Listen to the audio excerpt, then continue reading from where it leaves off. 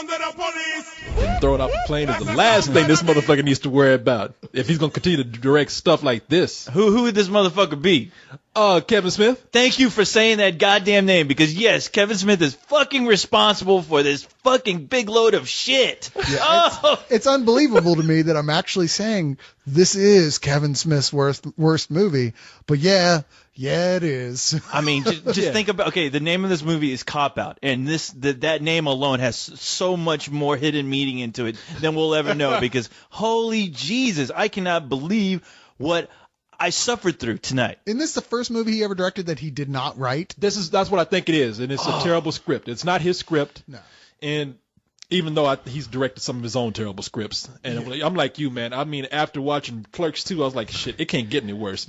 Apparently, you throw Tracy Morgan in the mix, he'll fuck your movie up quick. And trust us, I know some of you kids out there, you're like, oh, but I love Clerks 2. Fuck you, Spill guys. You don't know what you're talking about. Kevin Smith's a genius. I guarantee you are not going to like this movie. This is not a Kevin Smith movie. And by the way, shut the fuck up. Who was ever saying that? Yeah. Oh, no, I want to thank Kevin Smith for directing this movie. I thank him wholeheartedly for making this film. Because for years, I have told people, I like Clerks, I like Jason Amy, but I'm serious, people. If you take a hard look, Kevin Smith is not that strong of a director. Not at all. I completely agree. This is the movie, I think, that finally, this is a film that is going to convince people like, oh yeah, shit, you're right. Yeah. And if you still can't be convinced, you need to wipe that you need to wipe off that goddamn Kevin Smith jizz off your goddamn eyeballs to really realize that this guy just is not capable of directing a simple cop film. I mean, a simple cop buddy film. I think he had like interchanges of dialogue and in-jokes from him and his friends singing around getting high that have been there since high school. And so he made Clerks out of that, and he made Mallrats out of that, which I personally kind of like. I like Mallrats. And he made Chasing Amy out of that. But then he was out of those jokes, and that was it. That was all there was. No, when he ran out of those, you know what he relied on? Just going back and doing Star Wars references. Yeah, Star Wars references and fart and poop jokes. And and I'm actually shocked that I did not realize that Kevin Smith didn't write this script, because I had a bunch of nails and I had a hammer and I was ready to nail his ass to the cross to fucking die for his sins for making this piece of shit.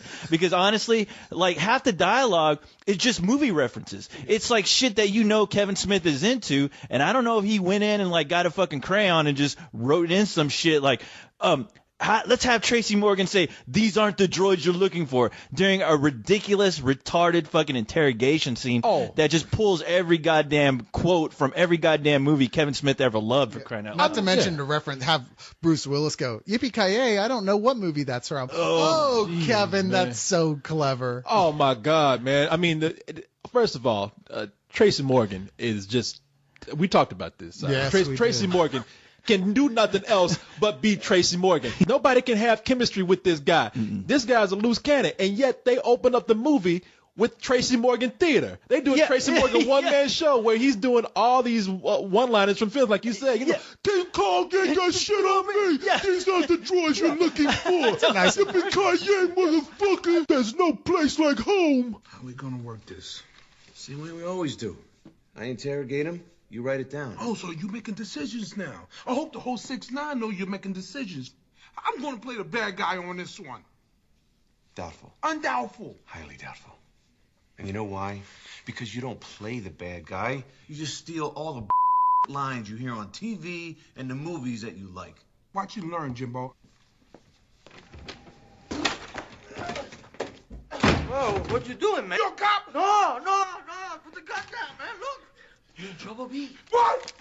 Don't waste my time. Now he's doing Al Pacino from Heat. I got the death penalty in 12 systems. Star Wars? Tell us about the chicken.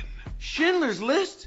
We're gonna need a bigger boat. Beetlejuice! Everything on cable TV. Yippee-ki-yay!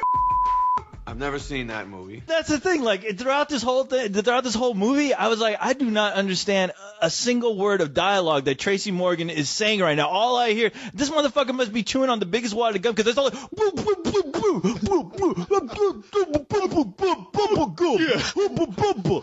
got no place to go. Yeah, I was laughing for poor Bruce Willis, who I don't know, like, who he sold his soul to, or like who has pictures of him He fucking needed a 8-year-old check, boy all right? or something. But he's like sitting there the whole time, like he's not even bothering to mug, really. He's just kind of like, I've been in so many cop movies, I could do this asleep. You look at this script, okay, and first off, like this script. What just script? Try and pay attention to just a script. Take out the parts that clearly Kevin Smith punched up Kevin Smith style, which are few, really, I think. But they are there. And go, wow, this is crap. This is a film that was probably written around 1987, 1988 as yet another ripoff of Beverly Hills Cop and 48 Hours and umpteen other terrible fucking movies like that. Because it really is. That's all it is. This script is so fucking terrible. You couldn't even adapted it into a goddamn coloring book. I'm like, what is going on with these lines of dialogue? What is going on with this ridiculous plot of revolving around fucking Bruce Willis's daughter needs money for her big crazy wedding, and the only way he can get this money is by selling an old trading card that he's had for years since he was a kid. But while that's going on, it just so happens that there happens to be a couple of a couple of collector thieves who go around fucking robbing comic book shops and baseball card shops. They happen to grab his card, and then all of a sudden it gets into this other crazy plot revolving around a bunch of Mexicans, and they're all under the leadership of Cuban B from Dave Chappelle's Half Baked. Who's walking around the whole movie thinking he's Al Pacino in Scarface? Dude, I thought he was still playing that character from Half Baked because his eyes are looking crazy. Half the shit that he's saying is just ridiculous. I was like, is this some bad skit that's just? Was this another film or something? It was almost self-conscious because I was watching. I was like, all right, Kevin got handed this terrible script, and he was like, the only thing I can do with this, the only thing I can do is make it as if I was doing an homage to the films of the 80s, the buddy cop films, or maybe a tribute, or maybe it's a send-up. But it's not, Kevin. You're just not good enough of a director to do that, and what you get is just a crappy 80s style film with all of those things in there. I mean, he adds like Axel Foley type music in the background. Well, through the whole movie, there's a soundtrack. It's bad synthesizer, keyboard music. It's the music that was in all those films. All those films. It's the movie. It's the music that is pre-programmed into every Casio keyboard in the 80s. And this movie is one big homage to the 80s. They even remind you by constantly saying homage. Oh yeah, at the beginning of the movie, they make a big joke out of the word homage, and I'm sorry, there's not original bone in that guy's body at this point. I mean, I really do have hope for the guy. Thing is, I think Kevin Smith is a brilliant guy. I've heard bits from his appearances where he speaks. I've read some of his blogs. I think he's a very intelligent, clever, and very quick guy. I don't know what happens to him with some of these movies, but like you said, man, for this, it doesn't come off as a tribute, an homage, or anything like that. It comes off as a worse film than the movies that he's trying to play tribute to in the 80s. Like we were talking about in the car coming home. There were, dozens upon dozens, hundreds of these movies after successful films such as 48 Hours, Beverly Hills Cop, Stakeout. I mean, and people just tried to copy that formula, and they ended up being bad movies, ended up being bad TV shows. And this, if I'd seen this on HBO during that period, I would have been like, wow, this is one of the worst ripoffs of those films I'd ever seen. This would have been trite and too late in 1989. Yeah. Much less now. Yeah, and like you saying, I mean, if you do want to know what the plot is here, you kind of summed it up. I mean, Bruce Willis plays a cop named Jimmy Monroe. Tracy Morgan plays Paul Hodges, and I thought you were gonna say Jar Jar Binks. Shit, at this point, you might as well say Kuta Kinte or something. He's taking it back that far. Oh, dude, I wanted to bitch slap as much as I love and worship the comedy of Tracy Morgan. I honestly wanted to bitch slap him with a goddamn a copy of the DVD Roots. Just to say, what are you fucking doing? This dude, You're moving black people. You're taking them back to the horrible era of film, which was. What was it? Soul Plane? But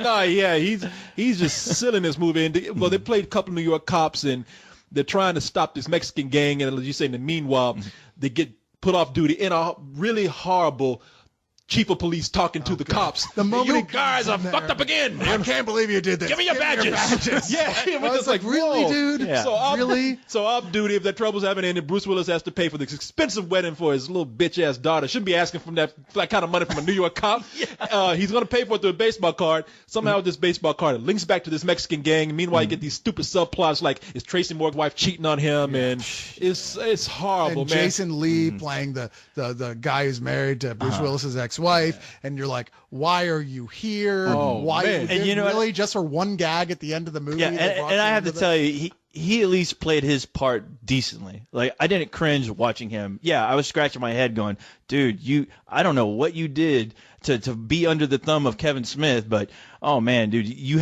actually have a career. This guy isn't going anywhere after this film. After watching him in this movie, those chipmunks don't look so bad now. Yeah, they really don't. But you know, the worst subplot had to be the other two cops, the Beverly Hills Cop like joke there, the two cops that they compete with or whatever. Oh, who I kept waiting. Kevin Pollak. Yeah, And Adrian Brody. I kept waiting. Adam Brody. Adam Brody, I'm sorry. I kept waiting for. That's a guy. Brody heard you say, like, don't put me in this shit.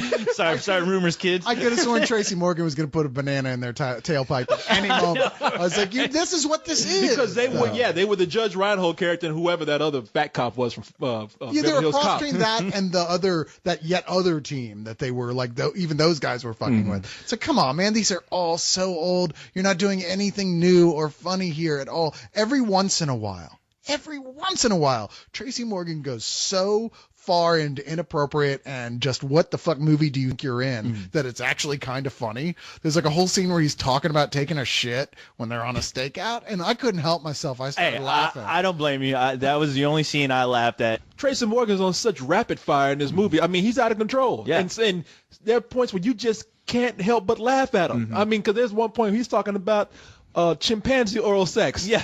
And I chuckled, man. Yeah. It was not so even out chuckled. of left field. I laughed. I mean, that came out of nowhere.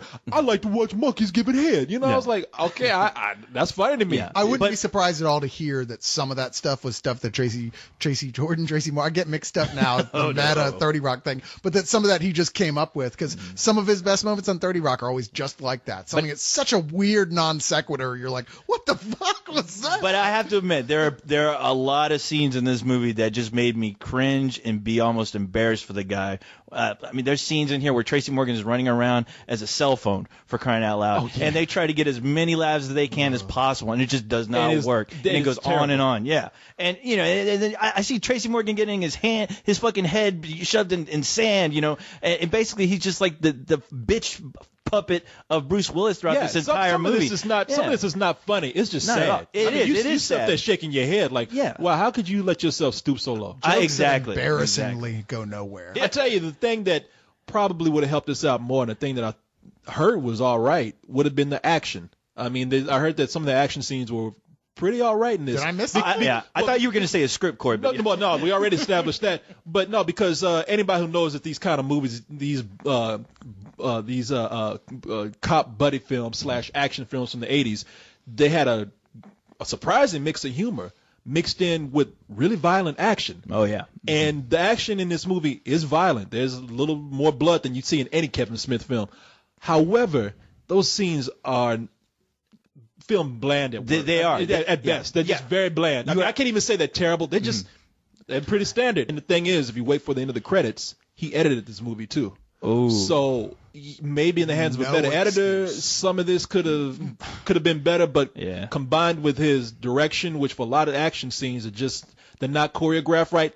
They're filmed either too close, or with no dynamic sensibility to them at all. Yeah. And so what you get with those combination of those two, you just get really bad action and comedy overall, which makes for a bad experience of a movie. Yeah. If I had one positive thing to say about this movie besides the one or two lines that what's his name, Tracy Morgan let off, I like Seann William Scott. Did you really? I did. There was one point where he actually was making me laugh. Because looking at him in the trailer, I was like, wow, he's annoying me. But everybody else annoyed me so much that he was the one that I came in and just said, you know what, this is a guy who I know his character is not supposed to take anything seriously at all. Yeah. However, that came across as he's not taking anything seriously at all. Yeah. But he is a gimmick and nothing but a gimmick in this film. Yeah. And he does bring more enthusiasm into this film than anybody but Tracy Morgan. But, you know, I'm sitting there going, why are you here? Yeah. Why are you here? I thought he was paying homage to Joe Pesci's character in the Lethal Weapon film. In the Lethal Weapon film. That could have been very well what they were doing. It could have been. Yeah. I mean, we forgot to throw that movie in there too. But the thing is that you're right. You know what?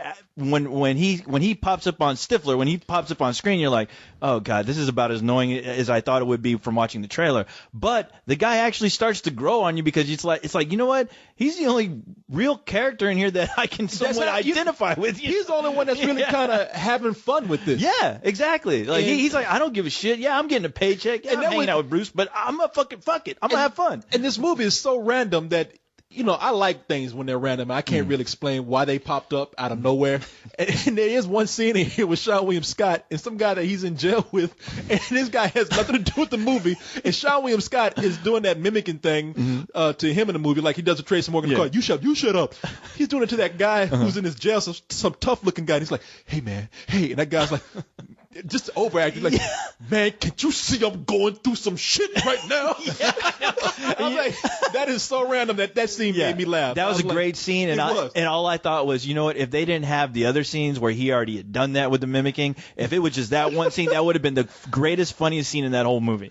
But let's talk about Bruce Willis and Tracy Morgan. They're supposed to be cops who have known each other, worked with each other, 9 years, brothers for 9 years. And I got the feeling that these guys hadn't known each other for 9 minutes. No. Well, that's because by the time we found out, it had been 9 seconds. Yeah. The movie starts, and it's literally them, Tracy Morgan going, we've been cops together for 9 years. That's like some of the first dialogue in the entire film. You're like, hey, you know that whole thing in films where you usually have a lead in and you build up the energy and you have some credit sequence and all that? Yeah. Well, fuck all that shit. We're just going to go, we've been together. Here's the exposition to get out of the way so you know what the fuck is going on. And I'm going to keep repeating 9 years until it gets into these people's heads. Yeah. 9 years. And you can't help but ask. It's like 20 seconds after that, you're like, there's no way, dude. Bruce Willis would have shot you in the second. Yeah, exactly. Yeah, that's what we said. Yeah. It was kind of like, because throughout the whole movie, Tracy Morgan is pretty much, I mean, there are scenes where he literally is just like, and Bruce Willis is just looking like, I'm going to fucking kill this guy. Dude, these guys have about as much chemistry as two guys taking a piss next to each other in a fucking public bathroom. I mean, I was like, dude, but obviously you guys didn't read the script together. You haven't rehearsed any of this shit together. You're just... Let's see what happens when you mix the crazy Tracy Morgan with the crazy ass Bruce Willis character from Die Hard. Oh yeah, and these two guys, they're going along their own path. Yeah. They're just reading lines. Mm-hmm. They have no interaction with each other. They might as well be in two completely different. And Bruce Willis, I mean, he don't get let off the hook here either, because he, like you say, he's just fucking sleepwalking through this. He is. I thought he was just playing his character from Die Hard, just doing his thing. Yeah, that's it. He's played a cop so many goddamn times already, and it's like Bruce Willis the cop. He could totally do this in his sleep. Like I said. I'm sorry, dude. You never should have fucked that midget. Whatever. You didn't know they had cameras in the area, but you know what? You paid for it now. So move on. Do something real. Oh my God. God damn, man. God damn this fucking movie. I tell you.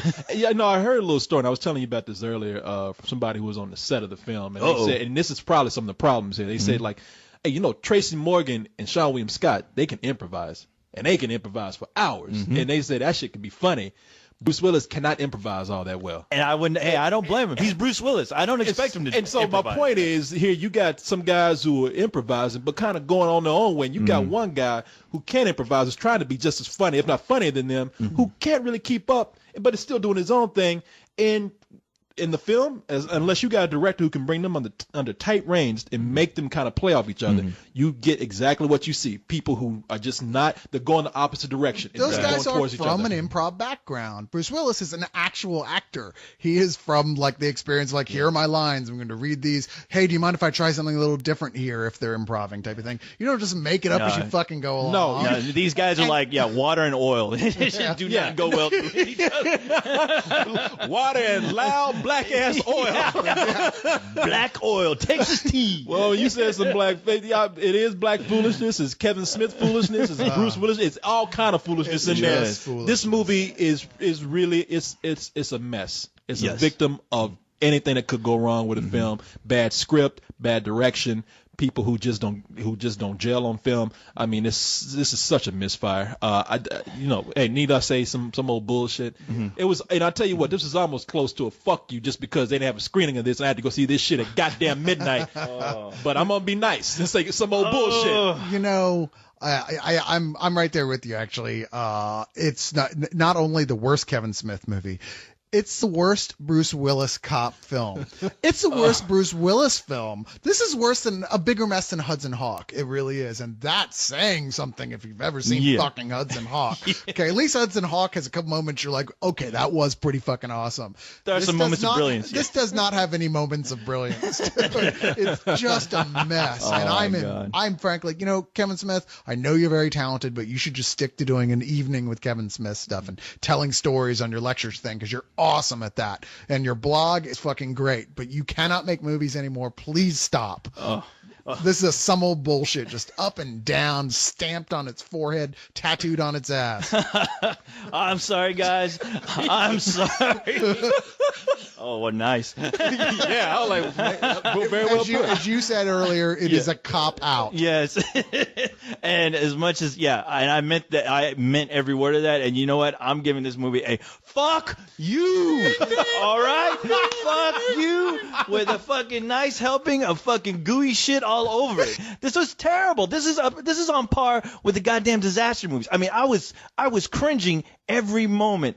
I had to sit in that theater watching this movie.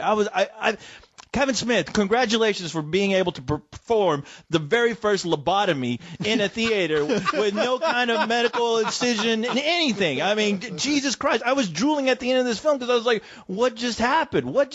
I just lost a moment of my life. Yeah, suddenly you're one of the inmates at Shutter Island. Exactly. This is cruel and unusual punishment. You can't treat robots like this. Not at all. I won't stand for it. It's a Geneva Convention, Kevin Smith. I know. Yeah. In fact, for your next movie, why don't you just come over to my fucking house and just nail into my head? You know what I mean? Because after years of trying to give you chances, I'm fucking through. All right. Exactly. You know, go make the next Star Wars trilogy using your goddamn action figures already, because that's what you've been dying to do. Just fucking do it, because I guarantee you it's gonna be a bigger fucking extravaganza than this film could ever be. Oh yeah. And to be fair, it might be better than the prequels. So that is true. Now you're using your brain, Cyrus.